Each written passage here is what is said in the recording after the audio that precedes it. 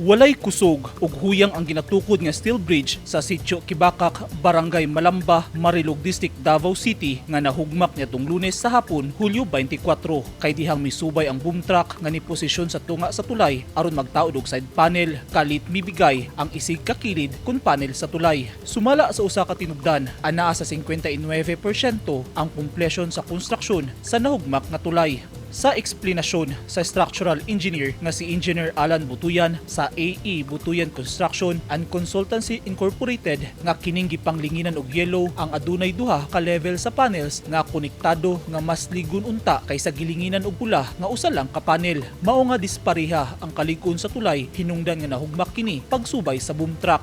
Usually mangot, pag construct og belly bridge, ang bridge component ana is prefabricated, meaning muna na siya o construct pero i-install na lang siya. Murag Lego bricks ba na you have to prepare the foundation first. So kung ino na to single span ni, usually belly bridge are single span bridge supported at ends by what we call abutments or piers sa isa ka span. So pag nahuman ang bridge abutment ana, that's the only time ni mo ibutang to belly structure. So meaning, we presume na pag mag-install ka na gani og belly structure, katong ginatawag ni mong superstructure component na mukarga og sakyanan, it is presumed ng imuhang foundations or katong abutments are already completed. Pag nahuman siya, so na quality control i-kuanana, himuon kung naabot sa strength sa concrete ang mga bridge abutments, and then sa kanila ibutang tong belly structure.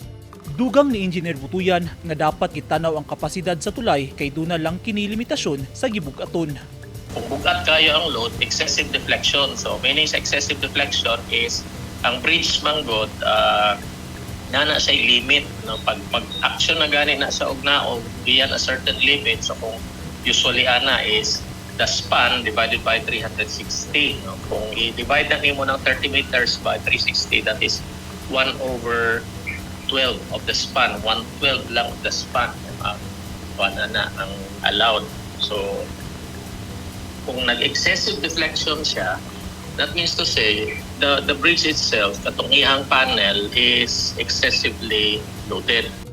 Napulo ka mga trabahante sa Buhos Sun Builders and Supply Corporation nga mao'y kontraktor sa proyekto ang nag-install og side panel niadtong tungura. 7 kanila ang nahulog gikan sa 6 feet nga gilawmon sa tulay, samtang nakalingkawas ang 3 ka mga trabahante nga maapil unta og kahulog sa paghugmak sa tulay. Ang City Engineers Office ang implementing agency sa proyekto nga gisugdan niadtong Marso ning tuiga ug gilauman nga makumpleto sa Enero sunod tuig. Gipunduhan sa gobyerno og 64 million pesos ang proyekto. Naghatag na sab og direktiba ang City Engineers Office sa kontraktor nga tabangan ang pamilya sa mga biktima ug abagahon ang tanang galastuhon sa pagpahiluna sa patayng lawas sa 5 ka mga construction worker nga gilang sila Jay Bangunan, Rolando Abing, Jimboy Liga, Elmer Saison ug Chris Napaw. Lakip sa tulubagon sa kontraktor ang gasto sa pagpa-ospital sa duha ka mga naangol nga sila Mel J. Bero ug Jonathan Dispo nga anaa karon sa Southern Philippines Medical Center kun SPMC. Nasayran nga sagad sa mga biktima paryente sa project contractor. Ang nahugmak nga steel bridge mauuntay agianan puhon sa mga residente sa napulo pa ka mga sitio sa Malamba, isipuli sa karaan nga hanging bridge nga kasamtangang ginaagian sa mga residente sa lugar.